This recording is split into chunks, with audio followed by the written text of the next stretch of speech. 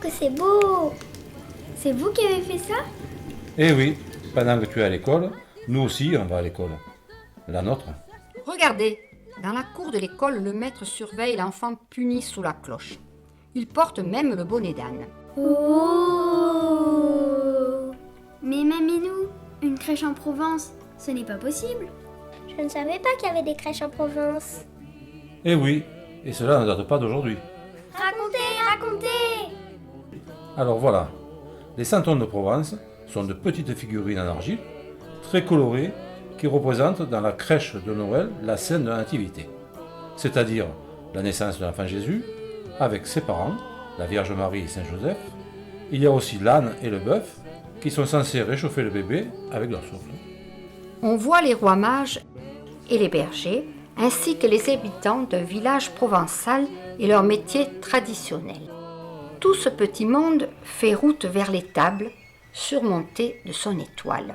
Et chacun est muni de son présent pour l'enfant Jésus. Et c'est vous qui les fabriquez? Oui, je fabrique tous les décors en argile, je les cuis et Maminou les peint. Le trajet des santons se fait à travers un paysage comportant traditionnellement une colline, une rivière avec un pont, des oliviers, du thym fleuri et de la lavande. Oh, c'est beau! Oh les enfants, voulez-vous que je vous raconte l'histoire des santons de Provence? Oui! Alors voilà, la tradition de la crèche de Noël trouve son origine au Moyen-Âge. Une légende veut que ce soit François d'Assise, en 1223, qui ait créé la première crèche vivante. À l'époque, les lieux saints de Bethléem et Jérusalem étaient contrôlés par les Turcs et peu sûrs. Saint François d'Assise, comme on l'appellera après la béatification, décida donc de créer un Bethléem en Italie, à Greccio, vers le centre de l'Italie, pour les détourner d'un pèlerinage en Terre Sainte. Trop risqué, ces lieux se visitent encore. Sa mère était originaire de Provence, de Tarascon, entre Avignon et Arles. C'est cette crèche vivante qui aurait donné naissance à cette tradition.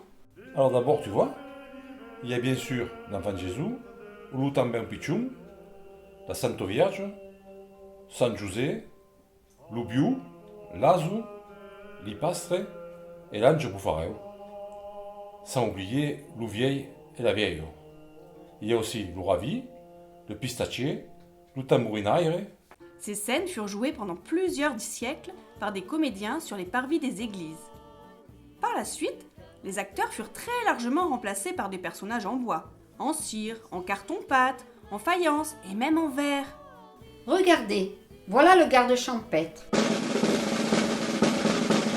Il retrouve sa place au cœur du village et s'écrie « Avis à la population, dans quelques jours, nous célébrons la naissance de l'enfant Jésus et chacun doit répéter son rôle pour l'accueillir au mieux. » Aussitôt, le tableau pittoresque d'un village provençal s'anime. Emmène-nous dans le village, s'il te plaît. Déjà, la farandole s'élance, au rythme des tambourinaires, et entraîne les novices qui sortent de l'église. Tous les corps de métier se mettent en scène.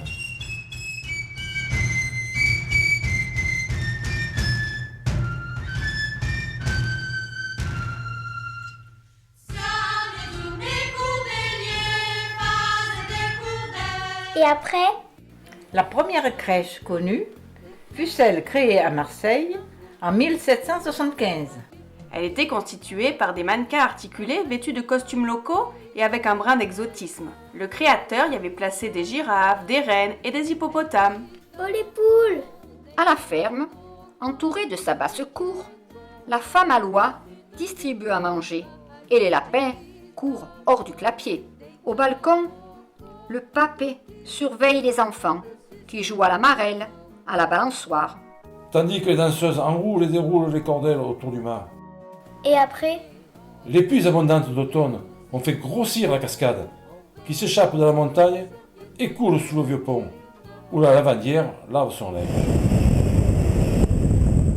Le mistral souffle fort et les silhouettes se courbent en descendant le chemin.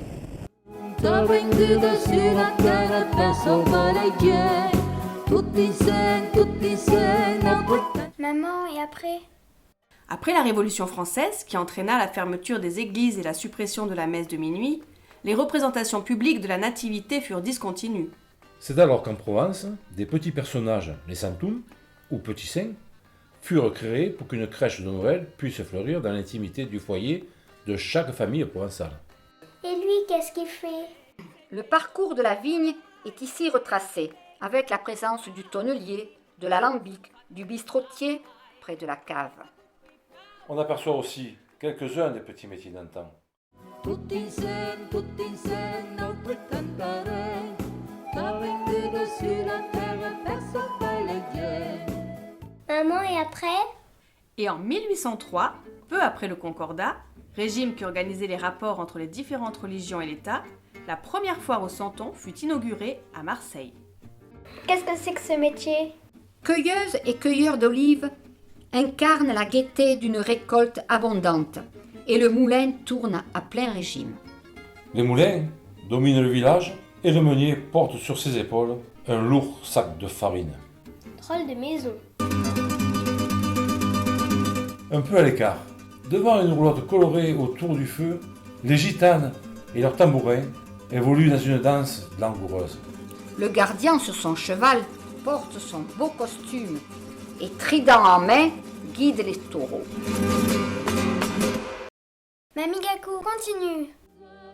Vous noterez que les bergers viennent à la crèche pour offrir un agneau. Cette cérémonie de l'offrande de l'agneau est toujours vivante lors de certaines messes de minuit en Provence.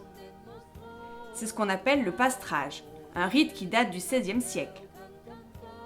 Mais jugé empreint de paganisme ou trop païen, il fut interdit par le concile de Narbonne en 1609, puis par l'archevêque d'Arles en 1612. Néanmoins, la tradition fut plus forte et elle résista aux menaces d'excommunication. Continue. Sur le port, les vieux parlent du bon temps, pendant que les pêcheurs attendent une prise miraculeuse. On n'oublie pas aussi le curé, le moine, le maire qui se mêle avec l'Arlésienne. Continue. Le long des maisons pense la communauté des porteurs d'offrandes.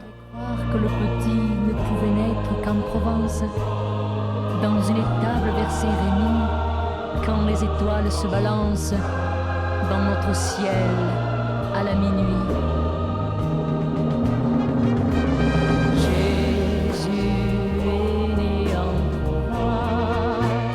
Dans une simple étable, la Sainte Famille entoure le berceau de paille entre le bœuf et l'âne gris. Majestueux, les santons défilent devant l'enfant. Toute la vie provençale est là. La magie de l'imaginaire santonnier illumine le village, dans lequel le regard se perd et ranime les souvenirs de notre enfance.